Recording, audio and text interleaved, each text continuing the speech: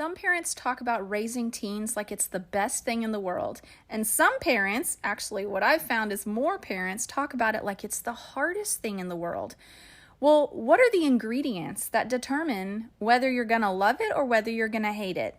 Granted, nothing in life is guaranteed. However, I did some research and found that there are some simple principles you can set in place or practices that make raising teenagers a lot more enjoyable because it's going to help you meet their needs along the way. So today's episode, I'm here to help you love raising your teenagers, and these will help you with your little ones as well. Let's jump in. Hi, and you're listening to Java with Jen with your host, Jenilee Samuel.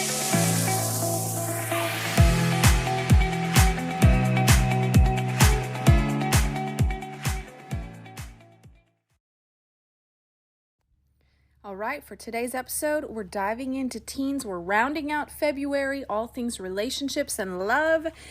And we're finishing off with teens because for those of you who have teens, this can be a very difficult, challenging season of life. So instead of focusing on the challenging aspects, I wanted to focus on ways to strengthen and nurture that relationship. Because really, when it comes to kids, if we put enough of the good stuff in, usually a lot of the challenges will kind of take care of themselves, because many times with kids, or really any relationship, challenges that come to the surface are oftentimes just a reflection that the relationship has not been nurtured enough. So, 8 ways to strengthen your parent-teen relationship, and stay tuned in Life Hacks, where I share a great way for those of you who are bookies and love to read how to save money buying all the books that you want to buy. And I know I put a bunch of books in my Amazon cart the other day and it was like $90. I was like, what? And I went and found it elsewhere and spent less than $20. So that's in Life Hacks, so don't miss it. All right, jumping into this, ways to nurture your relationships with your teen. Now, I remember growing up, my mom loved having us as teenagers. And I remember hearing other parents talk about how hard it was having teens, that it was the worst season of their life. And I always kind of wondered, even when I was a youth pastor, I was like, okay, here's my chance to get in their heads and try to figure out why some parents have a hard time and why some parents don't. And ultimately, every relationship comes down to how well are we nurturing it. If we're putting the right ingredients in, you'll get a great relationship for the most part. If we're not putting enough of the right ingredients in, things start to go wonky, just like in baking. You don't put enough baking soda and that whole thing is flat, right? So here are 8 ways to strengthen the parent-teen relationship. I did some research, so I am pulling from the experts on this. The first one, very simple and practical, is hug your child daily. Physical contact is super important, especially as you get older. It is a stress reliever, it combats loneliness, and it's just a reminder that, hey, someone cares about you. In fact, I was impacted by this just earlier this week. I was at work, and there's someone at work who I felt like I wasn't real sure if they like me or not, but it's kind of that subtle thing where it could be all in my head, you just don't know.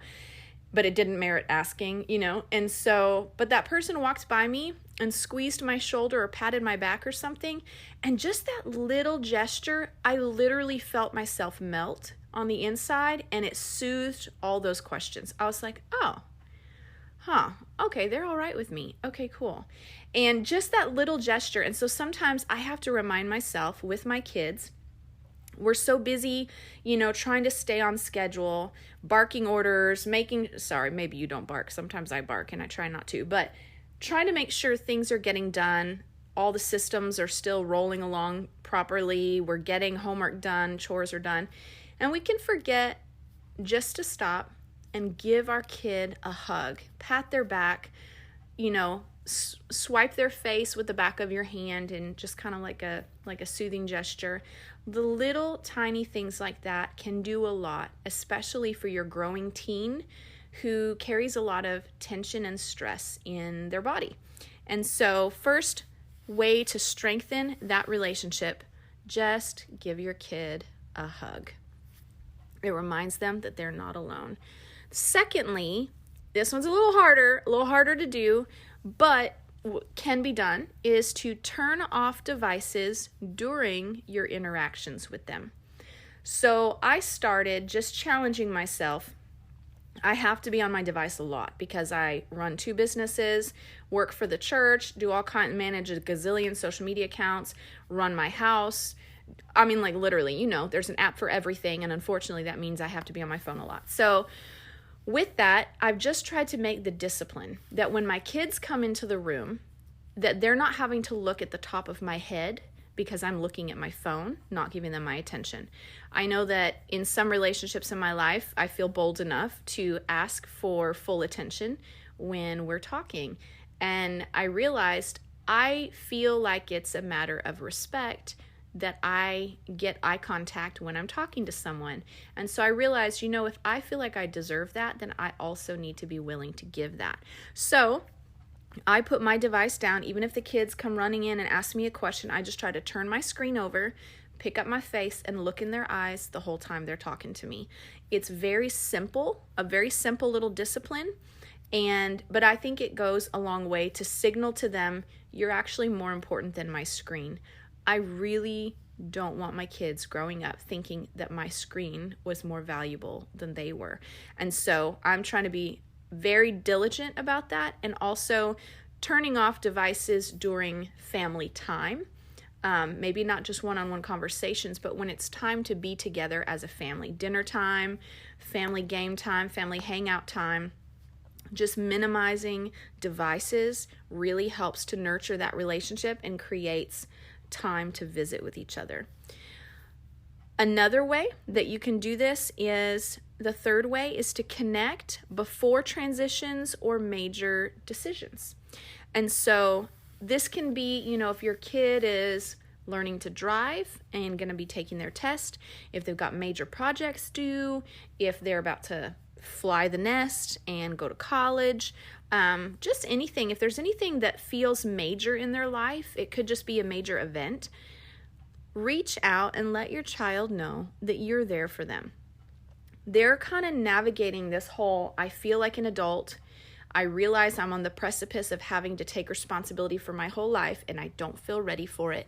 And so there's actually a lot of stress that teens carry in their bodies, in their souls, that just letting them know, hey, I want you to know this is a big deal. And I know that, and I see you, and I'm here for you. If you need advice, just come let me know. If you need a hug, just come let me know. Some suggestions were to offer advice, but not to boss them around with your advice. So I think part of that dynamic that makes raising teens challenging is that teens are biologically growing into their adult selves, where they feel the responsibility of caring for themselves. Like my boys, once they cross that 13, 14-year-old line, I find that they start wanting to pay for their own stuff. And I love that. That tells me they're growing into a healthy functioning adult, because they feel that sense of personal responsibility. And I love it. And the same thing is with their life decisions. I think sometimes parents, if we don't make that transition with them, recognizing, hey, they need more freedom to make decisions for themselves, and me be less of a micromanaging parent and more of a supportive, advice given when it's needed parent. If we don't make that transition well, it can actually add stress to them, because it sends them the message that they're not competent, but yet they feel the pressure of having to become competent. And so us shifting to a supportive role really plays a big part in them feeling like they have the confidence to move and grow into their next season of life. Being supportive and understanding is a part of this. So I had listened to a podcast by Caroline Leaf, who said that the most stressful time of a human being's life is actually between the ages of 11 and 14, when they're going through puberty. And that's because hormones are changing, their body grows rapidly, emotionally they change a lot. You guys know this, from 11 to 14, like their state of mind changes a whole lot and grows up a whole lot. And so the number one thing they need in that time is actually to be listened to. So we oftentimes think little kids, or at least I have, that little kids need more attention. But the reality is the little ones need more attention in that they need me to do more things for them. But as they get older, the attention that they need shifts in that they need more of a listening ear and more of a supportive response. They want to feel like you believe in them in the way that they're growing into their adulthood and their capability to handle life. They want to feel your support. And so when there's major transitions or major situations happening, connecting with them, letting them know you're there for them, giving advice if they want it, but not bossing them around. Maybe sometimes I find you can offer advice even if they're not asking, just by asking questions that makes them think through the results of their decisions. So like, how do you think that's going to work out? Well, let's talk through that. How's your budget going to be? If you get a job there, how much are they going to pay you an hour? Okay. How much do you think that you'll need for rent? How much do you need for this? Okay. So asking questions to help them process through difficult times or, life challenges, shows them that you're supportive, you're walking with them, but they don't feel like you're bossing them, right? And then as they're expressing themselves, being supportive and understanding. Now, I have to be honest. I want to be understanding. I'm not always prepared in conversations that just hit my radar that I need to have an understanding position towards my child. Sometimes if I'm just reactionary or just quick to respond without perceiving what their needs are in that moment, I can really fail at the understanding side. So being understanding and supportive is going to mean that we as parents need to just take a very quick pause when those conversations are happening and ask ourselves, what does my child need from me right now? And that is a discipline that we have to build into our thinking. But it's a great way to connect before they go through transitions, major decisions, and all the conversations that can come out of those seasons. So number 1 is hug daily. Number 2 is turn off devices during interactions and give them your eye contact. Number 3 is connect around major transitions or major decisions or just major events. Connect and let them know you're there for them. Offer advice if they want it, but be supportive and understanding, okay? Number 4 is make one-on-one time a priority. We try to do this, and I find that the mantra that has been around since my parents were parents, maybe longer, that rules without relationship equals rebellion, is so true. I think that is one of the truest mantras of parenting of all time. Rules without relationship equals rebellion. And we know the rules can't go away. Rules are always going to be there, right? But the relationship can fluctuate. And so what determines if there's rebellion in your child primarily is the health of the relationship. And so making one-on-one time a priority is really, really important, because then your kid will know that you're for them, and they'll have more of a trust and a grace threshold for those rules when they come. Distance between two people, you guys know this, distance weakens the relationship, but it can be as simple as just 15 minutes to connect. That does a lot. And so what I try to do when I want to connect with a kid is do something where I know they know that they have my full attention. So like with my oldest, he loves to play guitar. And because that's something he loves, and I like music too, it's become something I enjoy doing, where if he's playing guitar, sometimes I'll just go in the room and lay on his brother's bed and just listen to him play. And I'll just ask him little questions. Oh, what chord is that? What song is that? What are you working on? We should do a song together. Just little things to show interest. And he may not talk much about life in those moments, but it does kind of nurture that connection, and it shows him, hey, I see you. I'm loving what you're loving. And it just creates that sense of connection. With another one of my sons, sometimes I have a harder time getting him to put his guards down and connect. And so I'll go on a walk with him, and we'll hold hands, and we'll just walk up and down the neighborhood, and I'll just ask him questions. And if we're moving, talking, or doing something, his guards come down more easily. I think because it just distracts him. And so there's different ways to make one-on-one time a priority. With my youngest son, he wants to lay in bed and snuggle. And so we do that. With my third son, He's very content and kind of self-satisfied. And so with him, I try to go out of my way to maybe take him to run errands with me where I can ask him questions about his life and just take time with him. So there's different ways you can make one-on-one time a priority. But again, just 15 minutes of really isolated connecting time can do wonders. And don't be afraid to ask questions that will dig below the surface. Sometimes we get stuck on surface questions, and asking deeper ones is really meaningful, and it helps them to know you're not afraid to go there with them.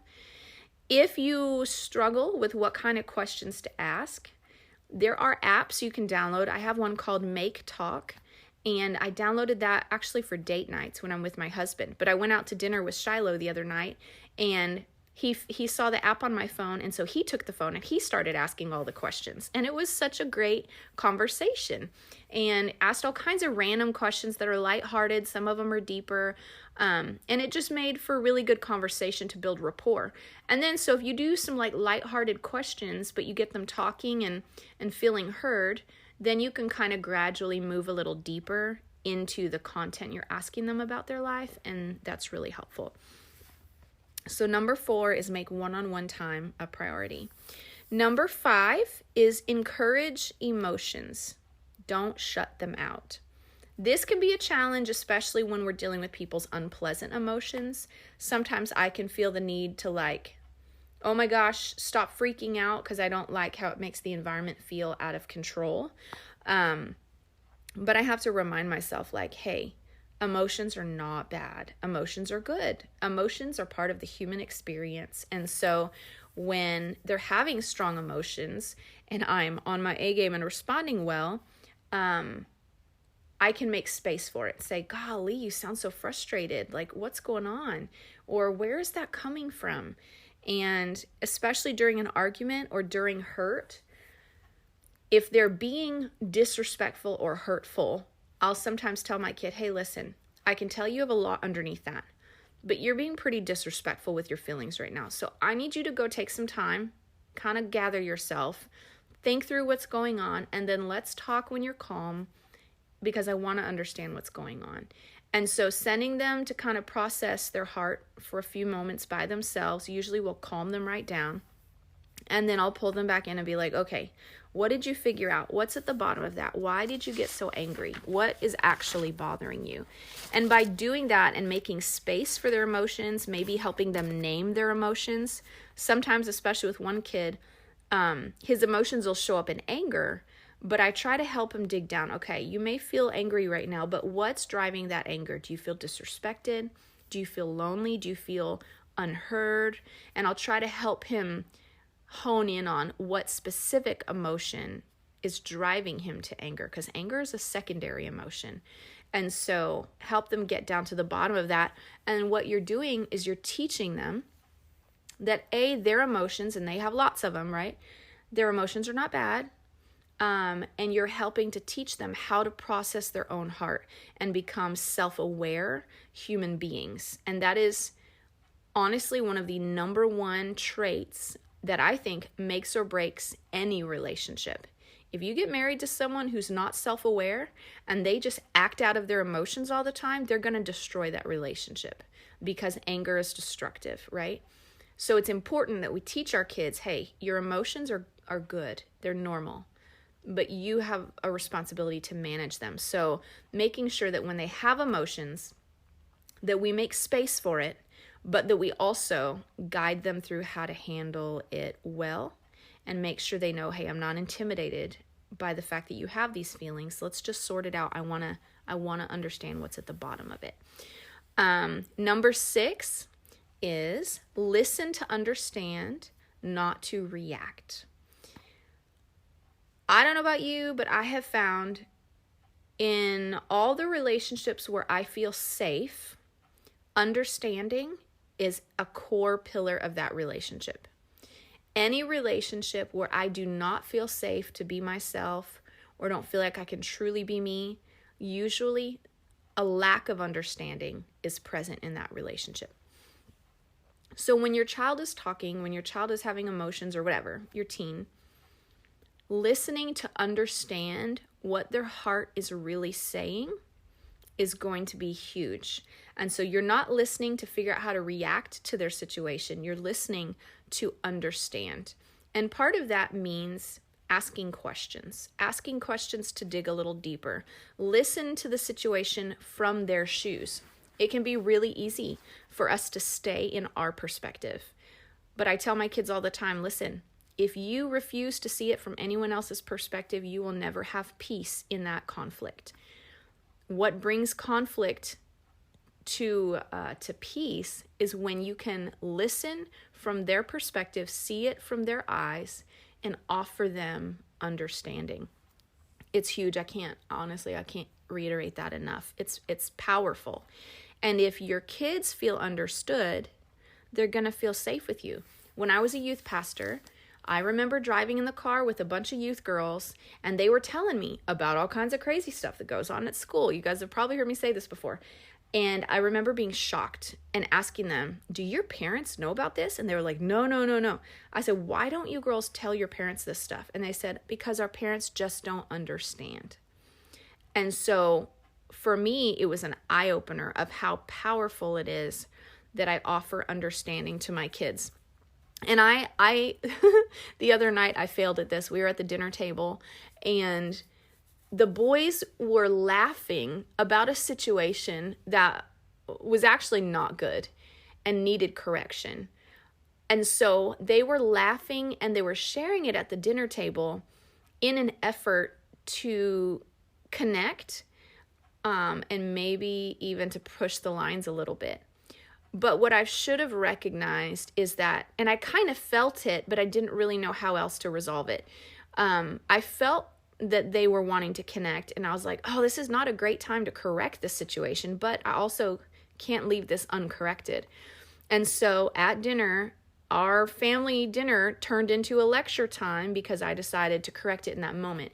And I realized later in retrospect, I just needed to offer the boys the gift of being heard and kind of meet them where they were.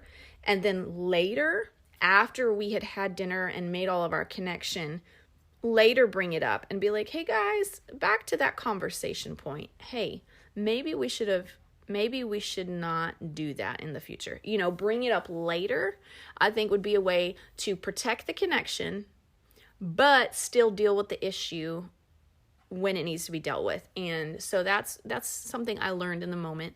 And so part of understanding is understand where your kids are at in that conversation and what they're looking for from you. Okay, number 7 is respect boundaries. And especially as the kids get older, this is really big, but I think teaching them the importance of boundaries is always important. And so good parenting makes room for failure. It's normal and it's where we grow.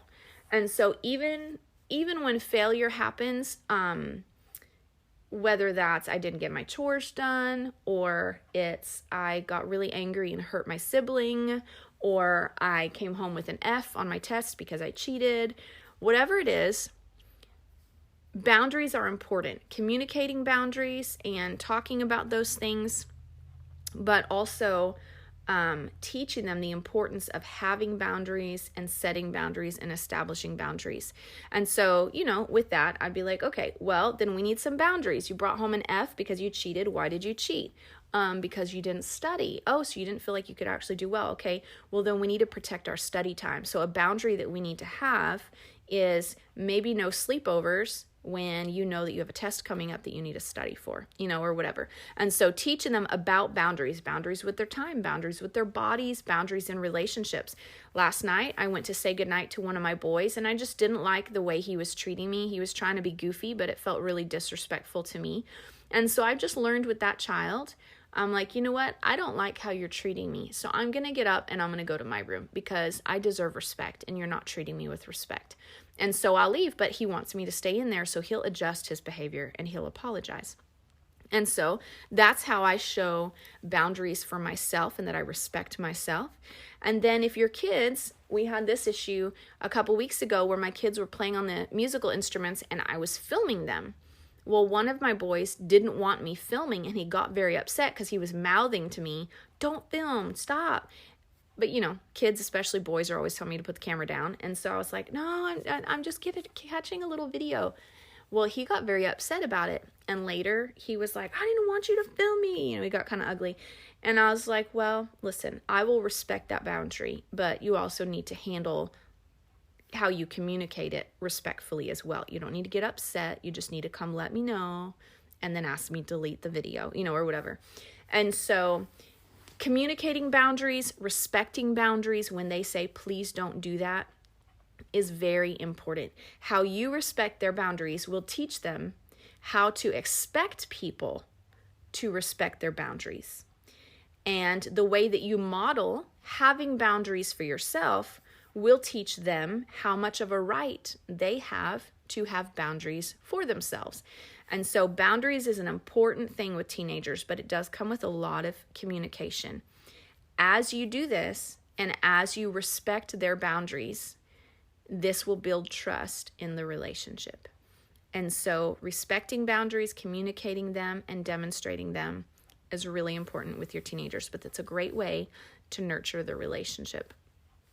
Okay, the last one, the 8th, is catch them doing something right. So many times with our kids, we can get caught up in trying to make sure we're not letting bad habits slide, not letting misbehaviors go undisciplined because we don't want it to become a habit, etc. But we need to program ourselves, especially if we want to nurture the relationship, especially with boys, but honestly everybody, is to look for ways to catch them doing something right and then call it out, because their confidence is already fragile and they need your vote of confidence more than criticism. Criticism comes very easily for parents, and so we have to be very intentional to look for when they're doing something right that deserves praise. And then we need to praise them for those actions. And sometimes I like to brag on whatever their win was to somebody else so they can overhear me bragging about them to other people, because that also builds trust, builds rapport, and just makes their heart swell feeling like mom's in my corner. It shows them when you do this that you have been paying attention to them, and it boosts their self-esteem. So if you're looking for their wins, it shows them you're in their corner, that you've been watching them so they feel seen, they feel recognized. It boosts their self-esteem. So those are 8 simple ways. I'll reiterate them one more time so that you can have just a little refresh. First, most simple thing is hug them on a daily basis. Hugging, touching, patting, stroking the hair, stroking the face. Any physical contact that's affirming and affectionate can literally melt away the stress in their life and combat loneliness. Number 2, turn off devices during interactions. Give them your eye contact. And this also includes sometimes turning off music so you can talk in the car. We have a TV in our car, and I have been recently turning off the TV and turning off the radio so that we can actually have a conversation, and it actually has done wonders.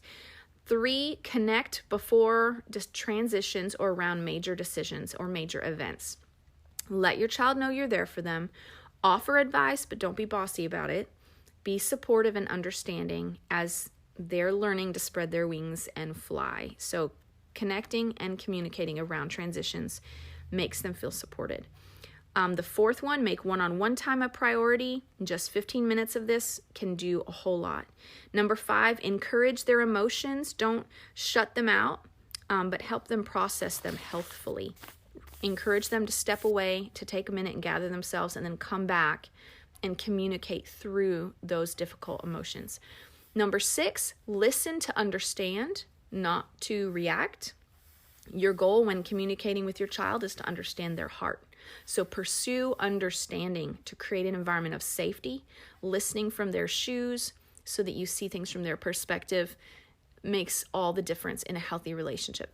Number 7, respect boundaries, demonstrate boundaries, communicate boundaries.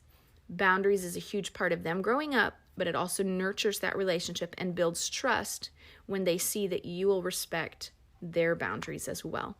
And the last one, catch them doing something right. Look for ways to affirm them. This builds their confidence, makes them feel seen and heard and valued, and is a stark contrast to the criticism that they already feel within their own souls and even from the world around them. So I hope these 8 things were helpful and encouraging to you. If you have a teen or even a preteen, if you know someone with a teen or a preteen, send this episode to them.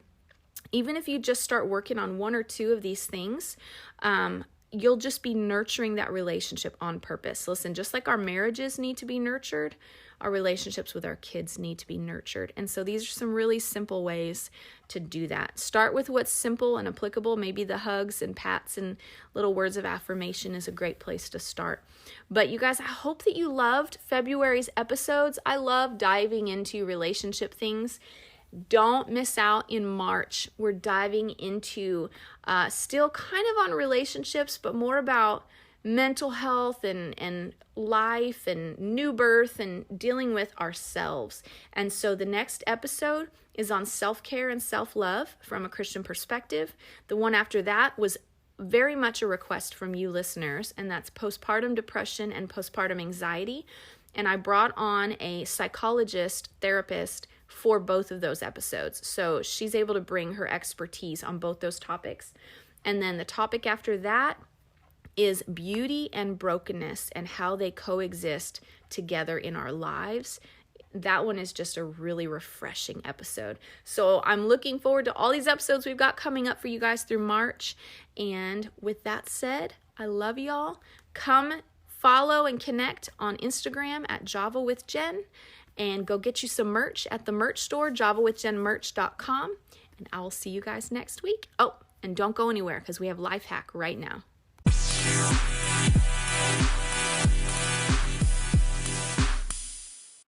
Okay, today's life hack is for those of you who are book lovers. Okay, so I had a list of like 4 or 5 books I wanted to buy, and I got on Amazon and put them all in my cart, and I was like, $90 later, I was like, oh gosh, it is so expensive to be a reader. Okay, well, I already told y'all last week or the week before about the Headway app. Another great way to read more books in less time. You're basically reading the footnotes of the book. So that's going to save you some time. This hack is going to save you some money. I got last night, what I did is I plugged in the title of the book I was looking for, and I just did a Google search and looked under the shopping tab, and I found my $18 book for sale over on thriftbooks.com for $4.50. So I was like, I wonder if they have all the other books I'm looking for. So I ended up finding 4 of the 5 books I was looking for, and they were all around $4.50. So I think I ended up getting 4 of those books that I wanted for less than $20 on thriftbooks.com. And I know some of y'all are major readers. So if you want to save some money, thriftbooks.com is what I recommend to get some really amazing books. And if you guys listen to my show for too long, you know I throw book suggestions out there at y'all all the time. So it's a great way to get your hands on those books at a more affordable rate.